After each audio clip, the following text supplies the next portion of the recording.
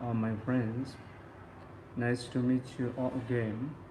Today, I will read about Dhammapada, the story of Sumanadevi and the story of two friends in the Dhammapada books. Today, I will read these two stories for my channel and also for those who want to get knowledge about the story of Sumanadevi and two friends in the book of Dhammapada storybook. The story of Sumanadevi. While residing at the Chidavana monastery in South Tea, the Buddha uttered verse 18 of this book with reference to Sumanadevi, the youngest daughter of Anatta Bendika. In South Tea, at the house of Anatta Bendika and at the house of Visakha, 2,000 bhikkhus were served with food daily. At the house of Visakha, the offering of alms food was supervised by her granddaughter. At the house of Anatta Bendika, the supervision was done first by the eldest daughter, next by the second daughter, and finally by Sumanadevi, the youngest daughter.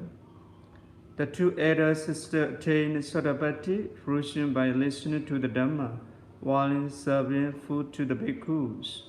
Sumanadevi did even better and she attained Sakadagami fruition. Later, Sumanadevi fell ill and on her deathbed, she asked for her father. Her father came and she addressed her father as younger brother and passed away soon after.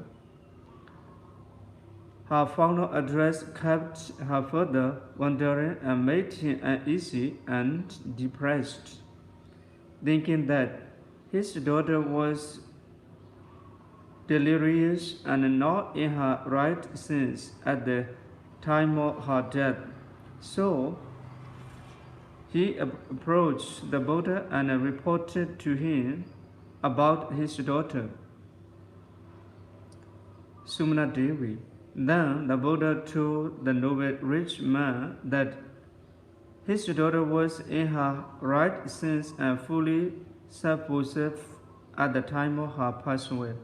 The Buddha also explained that Sumanadevi had addressed her father as younger brother because her attainment of Magga and Phla was higher than that of her father's. She was a Sakadagami, whereas her father was only a Sotapanna. Anatta Bendika was also told that Sumanadevi was reborn in the two-seater Deva world. Then the Buddha spoke in verse as follows: Here he is happy, hereafter he is happy. One who performs meritorious deeds is happy in both existences. Happily. He exclaims, I have done meritorious deeds. He is happier still when he is reborn in a higher world. Next one story. The story of two friends. While reciting at the Jedavana monastery, the Buddha uttered verses 19 and 20 of this book with the reference to two bhikkhus who were friends. Once, there were two friends from noble family, two bhikkhus from South Tea. One of them learned the Tipitaka and was very proficient in reciting and preaching the sacred text. He taught 500 bhikkhus and became the instructor of 18 groups of bhikkhus.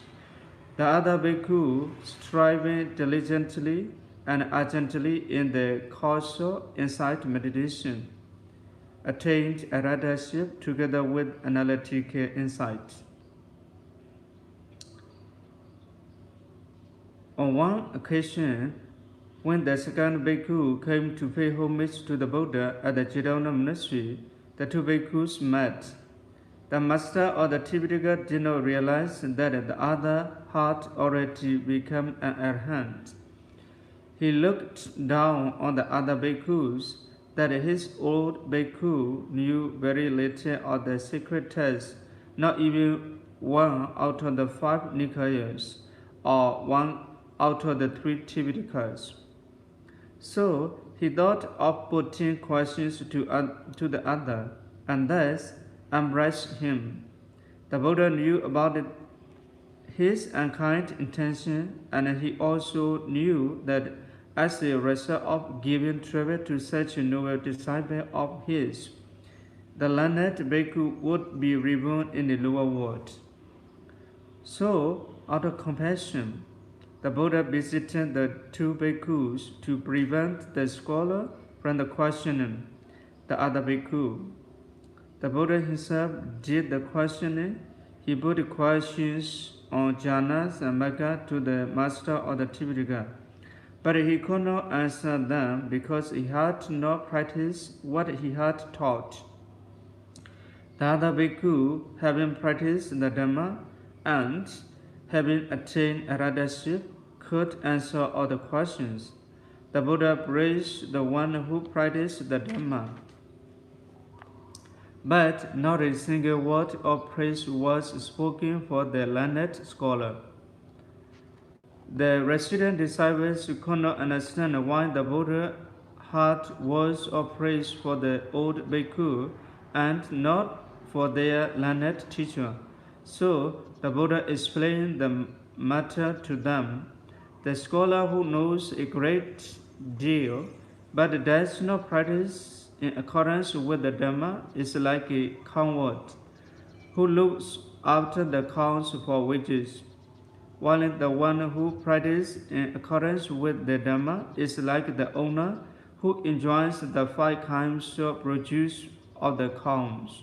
Thus, the scholar enjoys only the services rendered to him by his pupils, but the benefits of Magafla, the other bhikkhu, though he knows a little and recites only a little of the sacred text, having clearly comprehended the essence of the Dhamma and having practiced diligently and strenuously, is an Anuddhamachari who has eradicated passion, evil, and ignorance.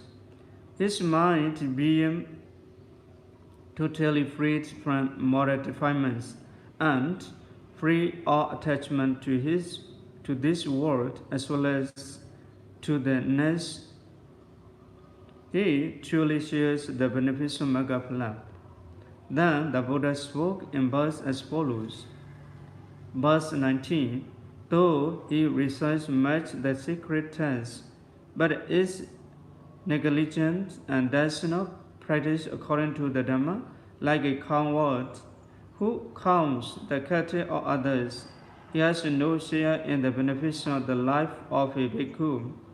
Verse 20, though he recites only a little of the secret text, but the practice according to the Dhamma, eradicating passion, evil, and ignorance, clearly comprehending the Dhamma with his mind free from moral defilements, and no longer to this world or to the next. He shares the benefits of the life of a bhikkhu. That's all. I have you read 2 stories. The next story of 2 friends. We get the lesson, which is that even though we recite or study the Pali text, it is not enough. After studying the Pali text, we need to make instant meditation to get the mega fruition. Even though you study Pali or you are learned Pali master, it is not complete. You need to keep moving to attain at least Surapana, Magga and Flood. If not, your learning is not enough. Your work is not done yet. So, first, learn Pali text. Second, follow and practice according with the Dhamma you learned. Thank you all for your listening.